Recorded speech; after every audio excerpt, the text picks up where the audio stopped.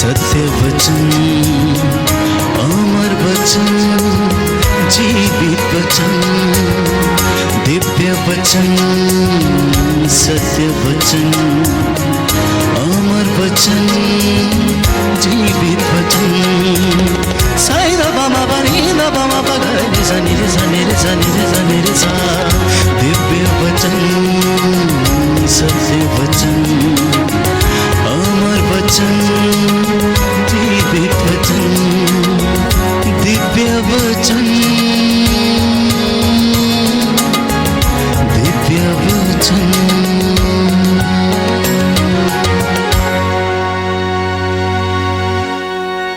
सबको जय यीशु की।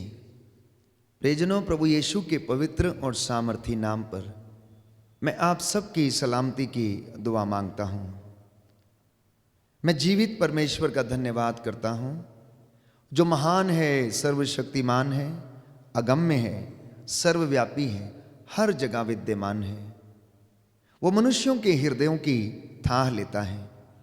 उसने स्वर्ग और पृथ्वी को बनाया, उसने इंसान को बनाया और इस पृथ्वी पर उसे संपूर्ण रूप से अधिकार दिया और कहा कि फलो फूलो और पृथ्वी पर फैल जाओ और इसको अपने अधीन कर लो। प्रियजनों, जिस परम पिता ईश्वर ने, जो सर्वशक्तिमान है, पवित्र है, जिसने मुझे और आपको बनाया है, आज उसके नाम पर मैं आप सबकी सलामती की दुआ मांगता हूं। तो स्तोत्रकार कहता है, अध्याय 14 पद संख्या 2, कि परमेश्वर चाहता है कि मनुष्य उसे जाने और उससे प्यार करे और उसके साथ रहे। देखिए, परमेश्वर की इच्छा क्या है कि इंसान को जिसे परमेश्वर ने बनाया है, वो ईश्वर को जाने, वो उसे अनुभव करे, वो उसके साथ रहे और उसे प्यार करे। इंसान के विषय में परमेश्वर की यही इच्छा है। इतना ही नहीं, बाइबल हमें और भी स्पष्ट रूप से बताती है कि परमेश्वर की इच्छा ये है कि आप अपनी प्रार्थनाएं निरंतर प्रभु को समर्पित करें। ईसा मसीह के अनुसार आप लोगों के विषय में परमेश्वर की यही इच्छा है। तो हम देखते हैं कि इंसान ने हर स्तर पर ईश्वर को जानने का प्रयास किया है और अब भी वो इसी काम में लगा रहता है। वो परमेश्वर की खोज में तप करता है, तपस्या करता है, पहाड़ों पर जाता है, उपवास करता है, समाधि में बैठता है और वो ईश्वर को खोजने की कोशिश करता है। बात यहाँ पर यह है कि जब तक परमेश्वर अपने आप को लोगों पर प्रकट ना करे, कोई भी उसे खोज नहीं सकता, कोई भी उसका अनुभव नहीं कर सकता। प्रियजनों, इस सृष्टि में रंग बिरंगे फूलों को देखें। इस सृष्टि को परमेश्वर ने किस तरह से सजाया है, वो कितनी सुंदर है, उसकी हम कल्पना नहीं कर सकते हैं। परमेश्वर ने इस तरह के रंग जीव जंतुओं पर और इस सृष्टि के पेड़ पौधों को प्रदान किए हैं, जिसके विषय में मैं और आप सोचने में असमर्थ हैं। तो जिसने इन तमाम चीज़ों को बनाया, जो अपरंपार है, जिसकी महिमा अपरंपार है, जो अगम्य है, वो मेरी और आपकी सोच के परे है, प्यारे भाई और बहनों। इसलिए मैं कई मर्तबा ये कहता हूं कि ईश्वर जितना बड़ा है, वो जितने बड़े काम कर सकता है, हमें उसी तरह से उसे देखने का प्रयास करना चाहिए। ईश्वर कोई ऐसी छोटी चीज नहीं है जो एक घर के कोने में लाकर स्थापित कर दी जाए। हम लोग अपने घर में परमेश्वर के लिए एक जगह निर्धारित करते हैं। कभी कभी हम उस जगह को देखते तक नहीं हैं। कभी कभी इंसान उस जगह में, उस दर्शन कक्ष में जाना भी भूल जाता है और ईश्वर का आदर नहीं करता है। इसलिए प्रभु भी, प्यारे भाइयों और बहनों, मनुष्य का आदर नहीं करता है। तो जब इंसान परमेश्वर की हजूरी में आकर उसके विषय में सोचता है, उसके दर्शन चाहता है, तो परमेश्वर उसे अपनी महिमा दिखाता है। तो जैसा मैंने कहा कि जब तक परमेश्वर अपने आप को लोगों पर प्रकट ना करे, तब तक कोई भी ईश्वर को अनुभव नहीं कर सकता, उसे देख नहीं सकता और उसे जान नहीं सकता। आज से 2022 वर्ष पहले यीशु मसीह जो परमेश्वर का रूप लेकर इस धरती के ऊपर आए, उन्होंने लोगों को पिता के दर्शन कराए। ईश्वर कैसा दिखता है, कैसे काम करता है, उसकी महिमा कैसी है, प्रभु यीशु ने अपने तमाम चिन्ह चमत्कारों और अपने सेवा के कार्यों के द्वारा, अपने क्षमा के गुण के द्वारा, प्यार के गुण के द्वारा लोगों को ये बताया कि परमेश्वर कैसा दिखता है और वह कैसा है। प्रियजनों, बाइबल हमें बताती है कि ईश्वर ने आदम और हवा को बनाया और उसे अदन वाटिका में रखा, अपनी संगति में उन्हें रखा। अदन वाटिका में जब उन्होंने ईश्वर की आज्ञा का उल्लंघन कर दिया तो वे ईश्वर की महिमा से वंचित हो गए और परमेश्वर ने उन्हें अदन वाटिका में से निकाल दिया। परंतु ईश्वर को इससे बहुत दुख हुआ, क्योंकि वो नहीं चाहता था कि वो आदम की संगति से जुदा हो जाए। इसलिए विधि के विधान में परमेश्वर ने योजना बनाई कि आदम के साथ जो रिश्ता टूट गया है उसे किस तरह से पुनः स्थापित किया जाए। और इसी के अंतर्गत परमेश्वर की योजना प्रभु यीशु के रूप में इस धरती पर प्रकट हुई। क्योंकि परमेश्वर सदा एक रूप रहता है, वो युगानुयुग बना रहता है, इसलिए उसने प्रभु यीशु को इस दुनिया के लिए निछावर कर दिया। परमेश्वर ने इस कायनात को इतनी मोहब्बत की, इस जहां से इतनी मोहब्बत की कि उसके लिए अपने इकलौते बेटे को उसने कुर्बान कर दिया। तो इंसान थोड़े समय के लिए इस दुनिया में रहता है और ये थोड़ा समय हमारे लिए बहुत ही महत्वपूर्ण समय है। तो हमें इस बात का ध्यान रखने की आवश्यकता है कि आप और मैं जिस परमेश्वर की आराधना करते हैं, जो जीवित है और अनुग्रहकारी है, उसने कहा है कि मैं तुम्हारे साथ चलूंगा। वो परमेश्वर जो सत्य प्रतिज्ञ है, आपसे और मुझसे ये कहता है कि निराश मत हो, ढारस रख, मैं तेरे साथ रहूंगा, मैं तेरे आगे आगे चलूंगा, मैं तेरी अगुवाई करूंगा। प्यारे भाइयों और बहनों, ईश्वर सत्य प्रतिज्ञ है और विश्वास के योग्य है, लेकिन कई लोग इस बात पर विश्वास करने में असमर्थ हैं। एक घटना के द्वारा हम इस बात को अच्छी तरह से समझ सकते हैं। दो दोस्त थे, एक किराना की दुकान चलाता था तो दूसरा मक्खन बेचता और अपनी जीविका अर्जित किया करता था।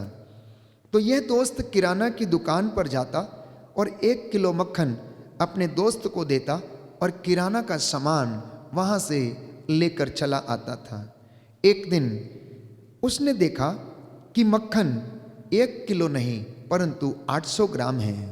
उसे बड़ा आश्चर्य हुआ कि आखिर मेरे मित्र ने मुझसे धोखा क्यों किया है, और उसने उसे बुलाया और अपनी नाराजगी जाहिर की। तो उसके मित्र ने, जो मक्खन बेचता था और उससे जीविका चलाता था, अपने मित्र से कहा, क्षमा करना दोस्त, मेरा तराजू खोटा है, उसका बाट भी खोटा है। मैं तो 1 किलो मक्खन आपकी 1 किलो दी हुई चीनी के द्वारा तोलता हूं और उसे लाकर तुम्हें दे देता हूं। प्रियजनों, इस घटना से हमें बहुत ही अच्छी सीख मिलती है कि इंसान जैसा बोता है वैसा ही काटता है। वो जैसा दूसरों के साथ करता है वैसा ही उसके साथ भी होता है। यदि इंसान अच्छाई बोता है तो उसके जीवन में अच्छाई ही पनपती है, और यदि वह बुराई करता है तो उसके बदले में उसे बुराई ही मिलती है।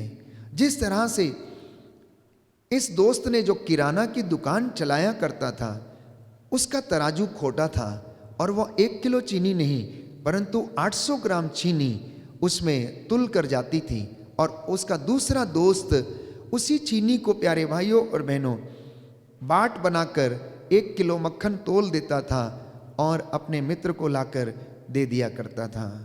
आज मुझे और आपको मनन चिंतन करने की आवश्यकता है। तो हमारे जीवन में दुख इन्हीं बातों के कारण है, चिंताएं इन्हीं बातों के कारण है।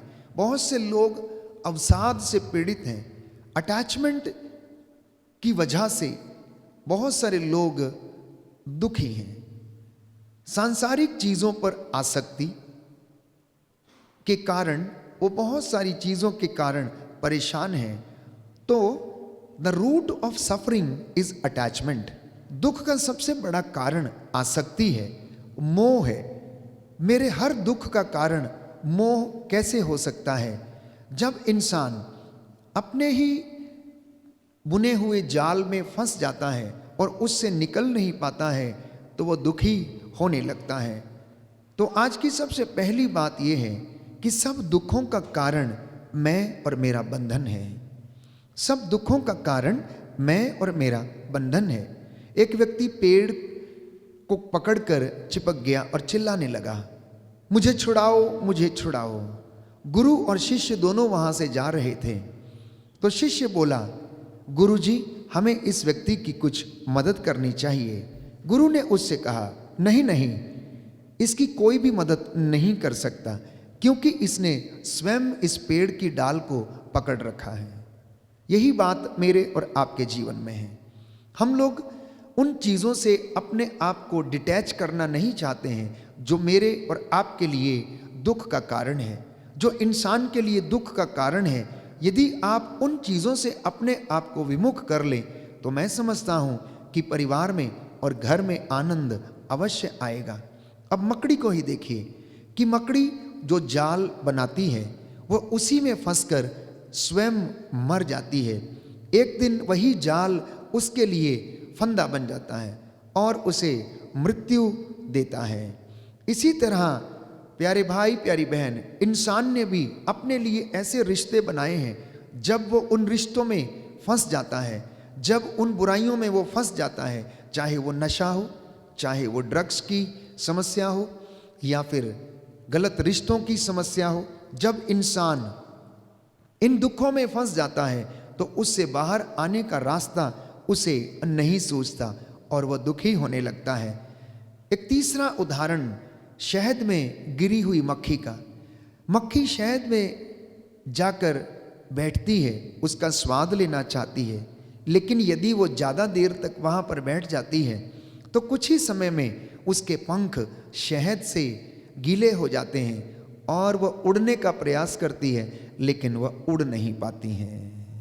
आज इंसान के जीवन में भी ऐसी ही समस्याएं हैं कि इंसान जब बहुत सारा आनंद सांसारिक वस्तुओं से प्राप्त करना चाहता है, इन सांसारिक चीज़ों पर आसक्त रहना चाहता है, तो वह उसी में फंसकर नष्ट हो जाता है। प्रियजनों, आज एक महत्वपूर्ण बात प्रभु आपसे और मुझसे यही चाहता है कि हम लोग ईश्वर के राज्य और उसकी धार्मिकता की खोज करें। हम सांसारिक माया मोह में ना फंसें, सांसारिक चीज़ों पर आसक्त ना रहें, परमेश्वर को अपने घर में प्रथम स्थान दें। ऐसे ही जब मन बहुत सी आशाएं करता है और वो आशाएं पूरी नहीं होती तो स्वाभाविक है कि हमारे जीवन में कष्ट आता है, परेशानी आती है, दुख आता है और हम उससे बच नहीं पाते हैं। तो आज के वचन के द्वारा मैं आप लोगों के लिए प्रार्थना करता हूं कि पवित्र आत्मा हर प्रकार के लोभ लालच से आप लोगों को आजाद करें, हर प्रकार के धन माया मोह में फंसने से आपको बचाए।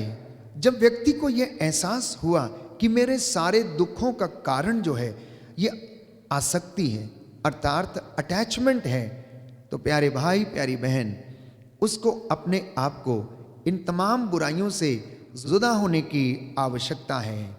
इसलिए हम प्रभु से प्रार्थना करें कि प्रभु मेरे हृदय में प्रेम, दया और संतोष का और संतुष्टि का भाव उत्पन्न कर, मुझे आत्मिक उन्नति प्राप्त करने का रास्ता दिखा।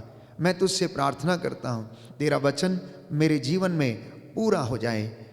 पवित्र आत्मा इसमें हमारी अगुवाई करे। मैं आपके लिए प्रार्थना करूँगा, ये वचन हमारे जीवन में 100 गुना, 60 गुना और 70 गुना फल लाए। आमीन।